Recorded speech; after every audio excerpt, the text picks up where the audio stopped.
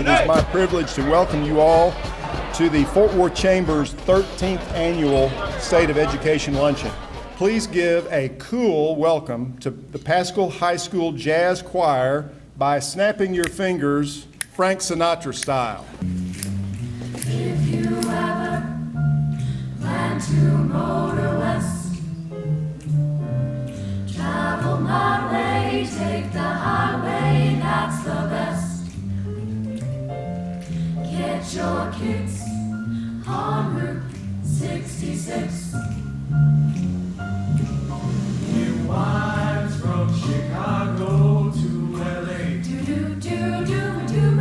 More than 2,000 miles all the way. On Route 66. You can go through St. Louis, Joplin, Missouri. and Oklahoma City is mighty pretty. You'll see Amarillo, Gallup, New Mexico, Flagstaff, Arizona. don't forget Winona, Kingman. Boston, San Bernardino. Won't you get hip to this timely tip? When you make that California trip, get your kicks on Route 66. Get your kicks on 66. Lose your blues on 66. You can lose out on Route 66. Get your Making my way across the prairies. Get your kicks Down to New Mexico. on 66. Lose your blues. Got a name to carry. Lose your blues. Got a long way to go. 66. You can Love's waiting up to meet me. So I'm cruising on down 66. Get your kicks. Making my way across the prairies. Get your kicks on 66. Got a name to carry.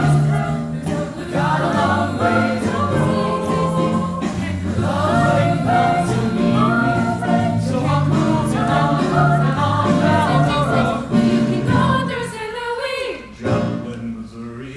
and Oklahoma City is mighty pretty. You'll see Amarillo, Gallup, New Mexico, Flagstaff, Arizona. don't forget Winona, Kingman. Boston, San Bernardino. Won't you get into this timely tip? When you make that California trip, get your kicks on Route 66. Get your kicks on Route 66. Get your kicks on Route 66. Get your kicks on Route 66.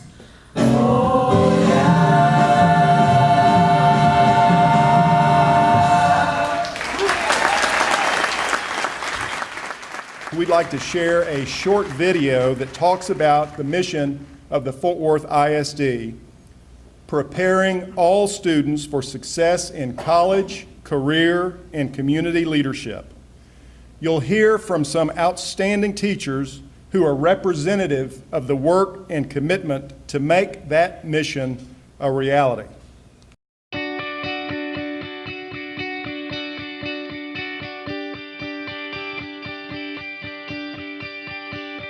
Aligning the district to move in one direction toward our mission, preparing students to prepare every student. all students, ALL, The tall ones and the short ones, and the left-handed ones and the right-handed ones. For success. for success in college, career, and community leadership. And every teacher will know how to get them there. Because if you have a child's heart, you have their mind. So find a way to capture their heart. Get to know your students. We want them to be successful.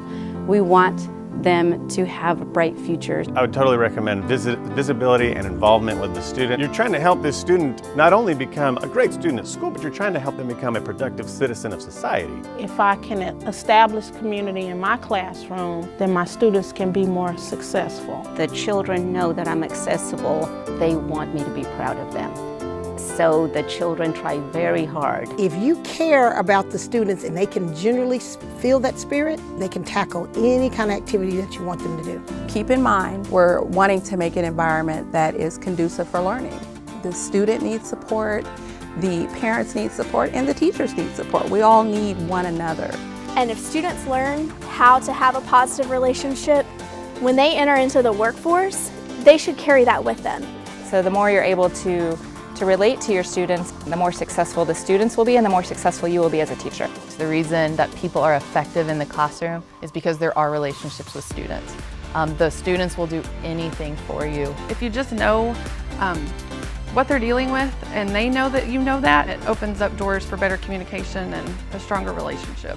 The more questions I ask about them, the more open that they are with me. When you can appeal to them on a personal level, then the student feels like you really do care. You want to have personal involvement in their lives. It's the relationships with the students that actually help the students learn and actually makes teaching fun. Without those relationships, students walk into your room, they sit, and they walk right back out of it with nothing happening in between.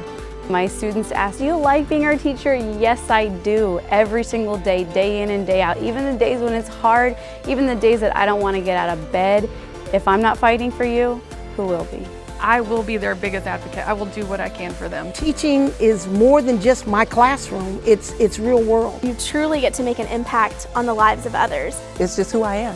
I love teaching. It's great. I love teaching. I get excited about what can happen in the future. I feel like I would teach even if I wasn't in a school. I would do it even if I didn't get paid. Teaching is what I love to do and what I do best. Preparing all students for success in college, career, and community leadership.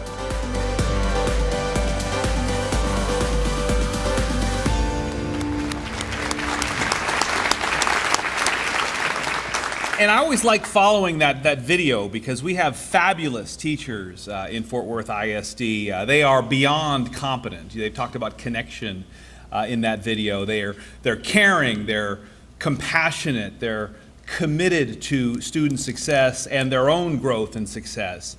They are featured in your annual report that is at your table. Leadership is a team sport. None of us can do this by ourselves, and I appreciate the leadership of this board and their commitment. We have many important elected officials here today, but it occurs to me that board members, school board members, are among the most unique elected officials because they are elected by adults to serve children, to serve students. They have 87,000 constituents who reside in our classrooms at this moment, learning and preparing for future in beyond high school. The mission of our district is to prepare all students, as you heard me say, all students, ALL, all students for success in college, career, and community leadership. The board established this mission well before I arrived here just under a year ago. Our student body is rich. It's much like our state. It's rich in diversity. All Texas, Fort Worth, and Fort Worth ISD all have a majority of students, people of color. That is an asset. We are rich in diversity. And in a global economy, we want students who will grow up to be effective adults and productive adults and have the ability to plug in to our global economy. I'm also proud to be a Fort Worth ISD parent. As was stated, my wife Suleika and I are grateful to raise our family here and blessed to have support from all corners of our city. One example of parents engaged in schools are the dads of Dunbar. This is Dunbar High School had a group of fathers, started just a dozen, 12 of them, who really wanted to give back to the community and demonstrate positive male role models. Now that group is 500 strong, 500 fathers grandfathers, uncles, father figures who show students their love and support. And on Fridays, when they welcome students to school on Friday morning, there's no fewer than 50 of them every morning clapping and high-fiving and engaging with students and staying on. Sajade Miller, the principal there, has done a wonderful job in connecting parents and connecting fathers, in this case, with his school and with his mission. We've also been purposeful this year in our outreach to the Spanish-speaking homes. Fort Worth ISD serves 87,000 students. 39,000 of them come from homes where Spanish is the primary language. So we understand that that's a significant number of students. 39,000 students is more students that attend Mansfield ISD, Irving ISD, or Keller ISD. We have more Spanish-speaking students than those districts have students. So it's important, if our students are going to grow up and be our productive adults in the future in this global economy, we must prepare them academically and also socially and emotionally. We thank Univision, their anchors, Ana Maria Vargas and Ángel Pedrero. They participated with us on these Creando una Amistad, creating a friendship, creating a connection events, Saturday, where we reached out to parents, where we shared our school resources, academic resources with the parents, but we also listened and learned to our parents.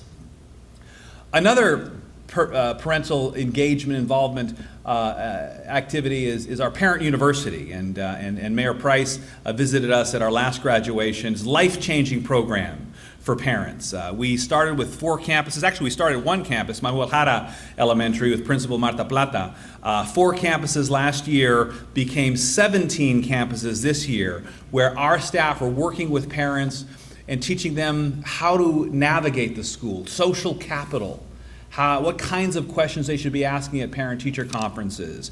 And again, this is an example not of parental involvement, but rather parental empowerment. How can we create a team, a unity, a connection between the home and the school? And as you saw earlier today coming in outside, we have our bookmobile, which provides books and other tools to our students who have unlimited potential, and our parents who are loving and want the best for their kids. This is an opportunity for us to connect literature and resources to neighborhoods where that's not the easiest thing for them to come by.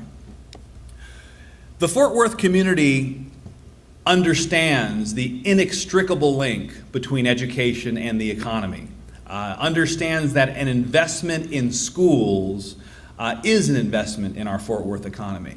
I'm moved by the quote of GM executive Charles Kettering. He said, "We should all be concerned with the future because we will have to live there for the rest of our lives." That's why our voters, I believe, passed the 2013 bond and allowed us to open new schools. And I'm happy to report that your confidence in the 2013 bond was well placed. We have 3 new schools opening this year. Washington Heights, on the first day of school, Mayor Price and I were there bright and early. President Jacinto Ramos welcomed the community at the ribbon cutting. We were there bright and early to meet and greet the TV cameras before the sun came up, but also to meet and greet parents and students. That building which once was underground, is now a central piece of that neighborhood. Also, we opened with Norm Robbins out in Benbrook, West Park Elementary, another beautiful building. In fact, tomorrow we'll be having a dedication ceremony there. And our 3rd elementary school will be opening in January. We'll be alongside community members and trustee T.A. Sims at Van Zandt Gwynn Elementary School, like Washington Heights once was a school built underground and now stands high above and is going to be beautiful.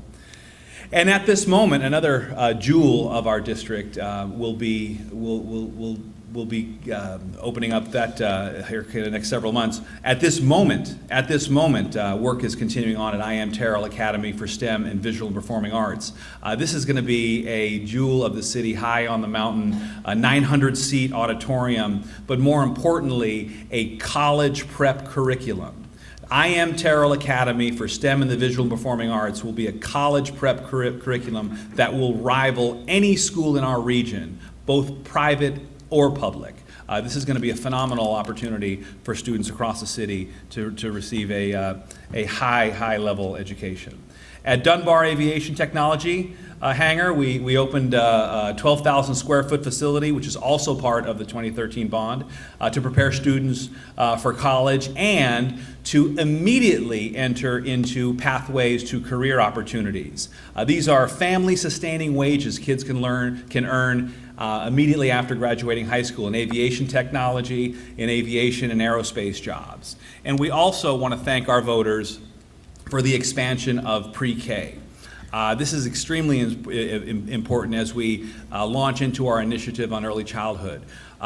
3,000 students were participating in early childhood program just 3 years ago. That is well over 5,000 this year. And our new initiative that we'll be sharing with you in a moment clearly is going to not only address the quantity of early childhood classrooms, but also the quality.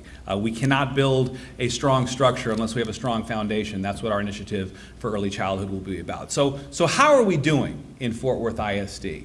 We hear lots of things. There are multiple perspectives and many opinions, some of them based in data and some of them based in urban myth. Let me tell you how we're doing. Our system is not broken, but we can and must do better. 130 of our campuses actually are qualified to take the STAR assessment, required to take the STAR assessment. And 108 of them met the standards, as did the district. The district has met standard. However, if 108 met the standard, that means that 22 campuses did not. They were rated improvement required. And many of you have heard me say the metaphor that we use with the Fort Worth Fire Department is when there's a house on fire, we don't sprinkle water equitably across the city. We concentrate our resources and put them where they are needed the most. And that's what we're doing at Fort Worth ISD. We are reorganizing our focus and focusing on these 22 schools so that all of our students can have the opportunity for success. A year ago when I met you, we were a very different organization. I inherited a superintendent's cabinet of 24 people. And since that time, we have eliminated central administrative jobs. We have eliminated an entire layer of administrative bureaucracy and limited the superintendent's cabinet from 24 people to simply 10 members of a leadership team. This leadership team, I believe, is the right leadership team to move Fort Worth ISD forward. We've got a great deal of challenge in front of us, and we've added some new members. Many of the members who were there remain, but we have, again, a smaller number and several new folks. So in addition to tightening up the cabinet to a 10-member leadership team, we've also moved out resources to the schools. We had 70 very talented instructional specialists who resided in the district office.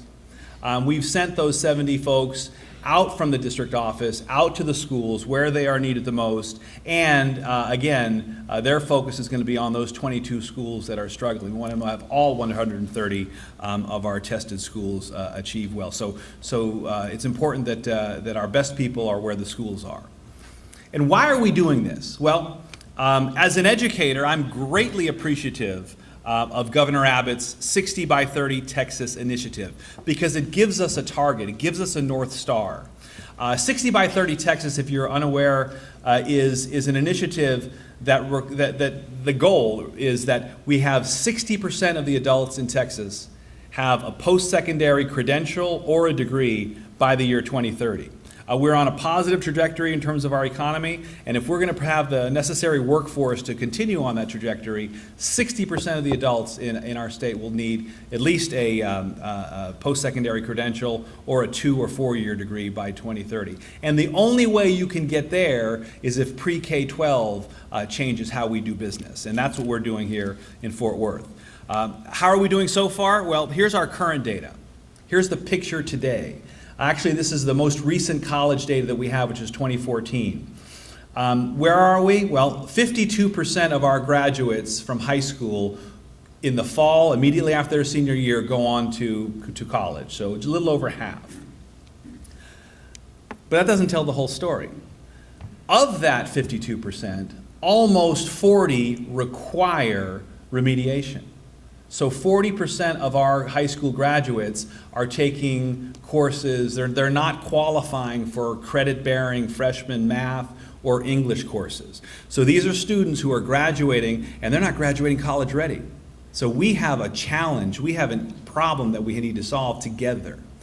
They're going on and they're continuing to the TCC or one of the state universities, and they're taking what's called a non-credit course, which is code for remedial. So my goal is to create a system by which that 52% increases dramatically, and then the 40% decreases dramatically, where we're sending more students to college and more of them are college ready.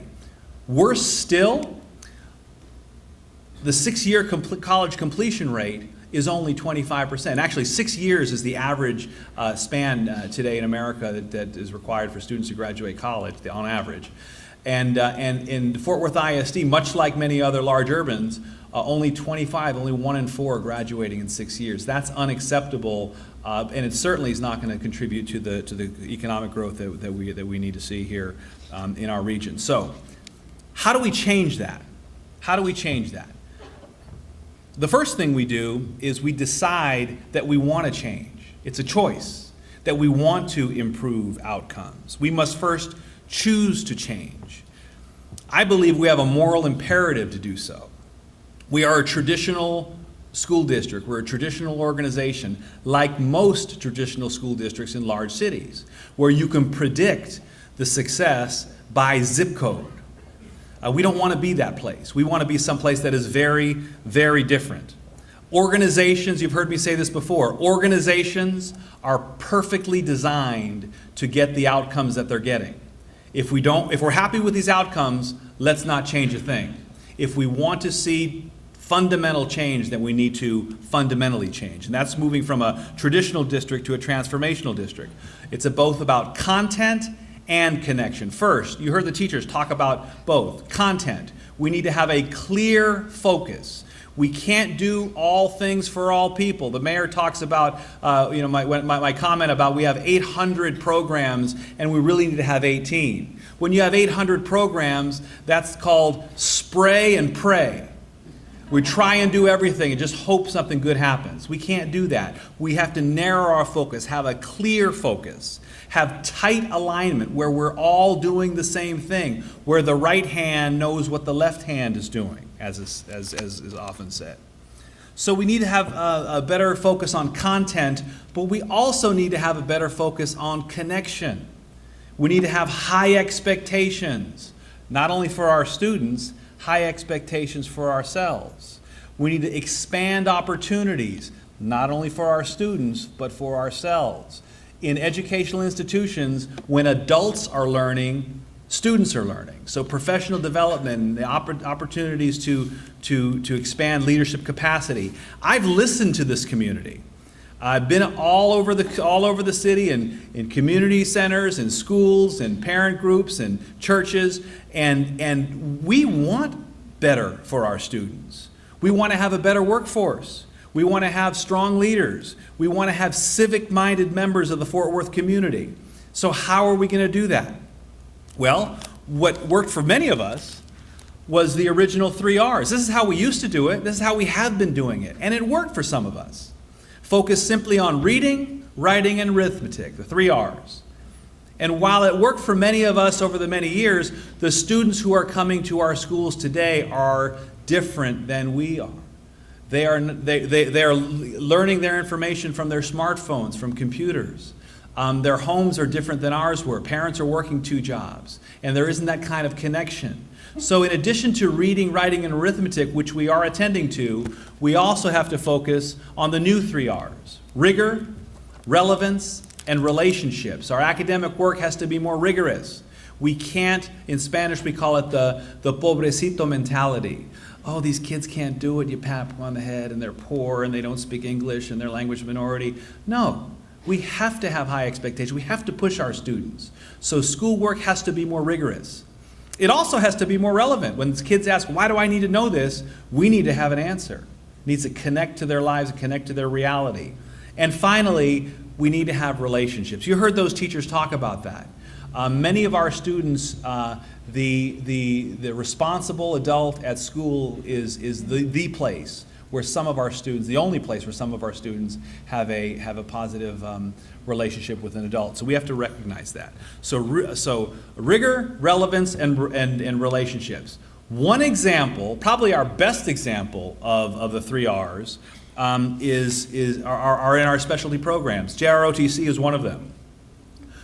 Over 99 and 2/3% or something graduation rate, over 99% graduation rate. These are students, JROTC students, who are ready for college and also ready for a career. They have the academic skills, they have the technical skills, they have the employability skills. That's a great program. Not every student is built for JROTC, but there are design elements in that program that we can identify and replicate through the district.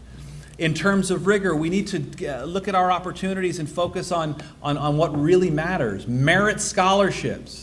We have 77% of our students come to us from low-income communities, from low-income households. Okay, they qualify for free and reduced lunch, 77%. So there's lots of opportunity if students are academically fit and academically prepared for college. There's plenty of merit scholarships. Last year, we were earning about $36 million in merit scholarships. Today, that's over $50 million. That needs to continue. We need to double that. It needs to get to $100 million. What gets measured gets done. And when I came here, I said, I come from a high school district that's smaller than Fort Worth ISD, and they're earning, students were earning almost double that.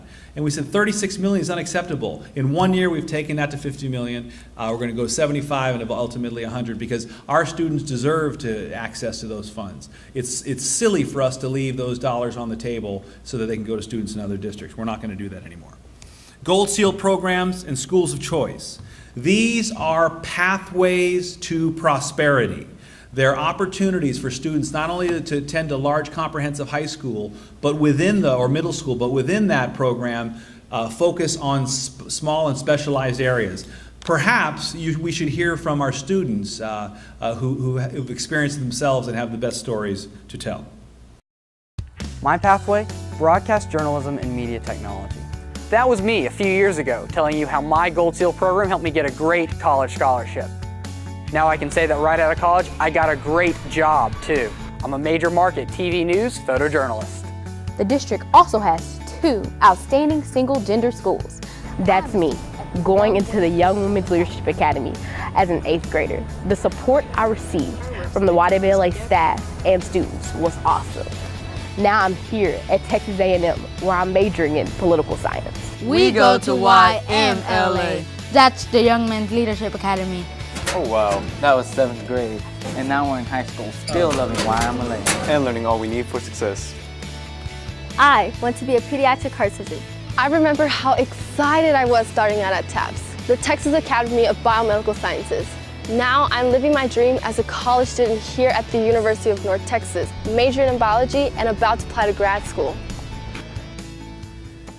And those programs work. Our students and our parents desire them. In 2014, we had 4,700 applicants for our Gold Seal programs and schools of choice.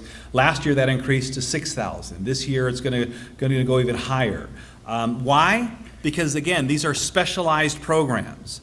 Some of them better than others, and we're going to take a look at that. One of the processes that we are engaged in is identifying those things we need to start doing, those things we need to keep doing, and those things we need to stop doing. So we're looking at analyzing and assessing all of our programs, and there are a few in here that are phenomenal. They're based on student special interest, provide licensures and internships and opportunities, pathways not only to college, but also preparing students for the workplace.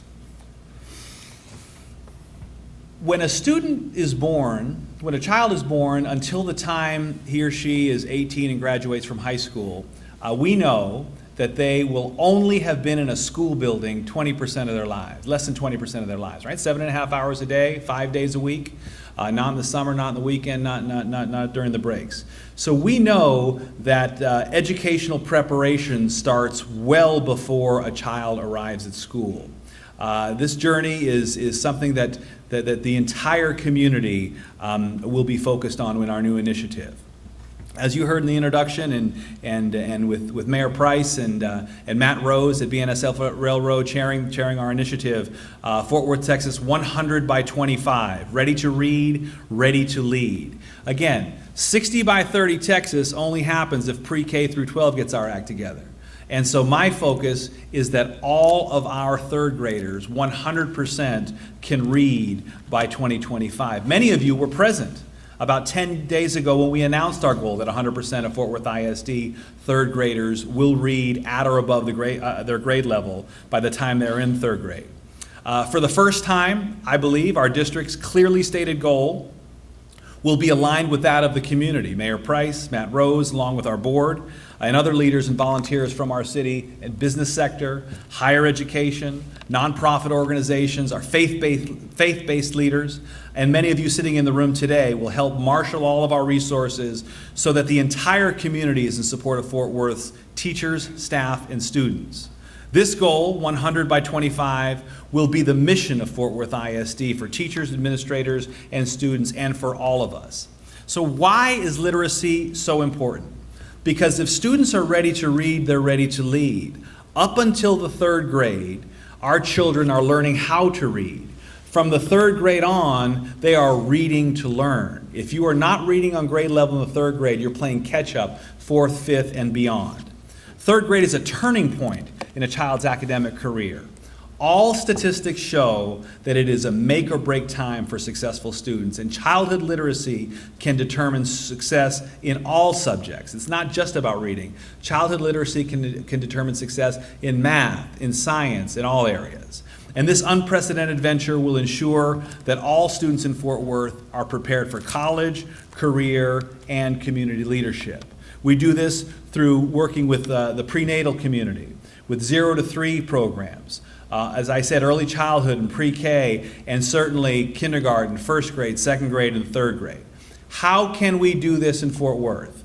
I believe the only way to do it, and the only way I know how to be a superintendent, is to engage community. And this exercise is called collective impact. How can we collectively impact this goal? We, as a group, are much more powerful, much more intelligent, much more effective than any of us is individually. Complex problems require complex solutions. And when we have 3 in 10 of our third graders reading on grade level, like many major cities, that's a complex problem. We want to go from 3 in 10 to 100%. Again, business sector, nonprofits, higher education, faith-based communities. This is a cross-sector collaboration. We are eager to start this work. We are eager to communicate with you. Communication is a two-way street. In addition to today's event, we've launched our new website, which is smartphone friendly, and which is the computer of many of our students' families in the home. And it's an opportunity for us to communicate, listen, and learn. Again, we need you to help us with this, the community partners, the business community. We're going to ask you to chair some of these committees, whether it's the after-school work, whether it is the summer schools, the weekend programs, the Sunday schools, all of those activities, we're going to be working with each one of the groups in this community so that we're all on the same page in terms of literacy. And as we come to a close, both of this program and this is Hispanic Heritage Month, I'm reminded of a quote by Cesar Chavez, which says, "Once social change begins, it cannot be reversed. You cannot uneducate the person who has learned to read. You cannot humiliate the person who feels pride." We all have an opportunity to create a strong, safe, and successful community here in Fort Worth. And I am proud to serve as your superintendent and work with you to help create that future. Thank you for your support. Thank you very much for being here today.